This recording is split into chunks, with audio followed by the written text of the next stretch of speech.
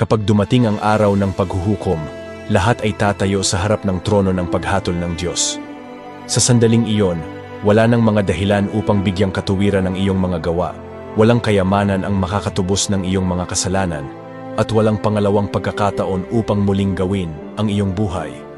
Ang mga nabubuhay sa kasalanan ay mapupuno ng takot, dahil ang kanilang mga pagkakasala ay malalantad, dahil ang kanilang panahon para magsisi ay lumipas na, dahil ang naghihintay sa kanila ay ang walang hanggang apoy ng impyerno.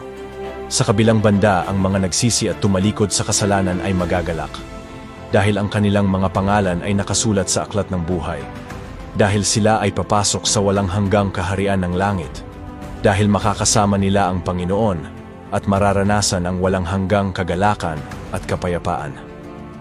Kaibigan, huwag mong hintayin ang oras na magbukas ang mga pintuan ng impyerno bago magsisi. Lumapit ka sa Diyos at magsisi ngayon. Huwag nang ipagpaliban pa. Kung sang-ayon ka, Amen.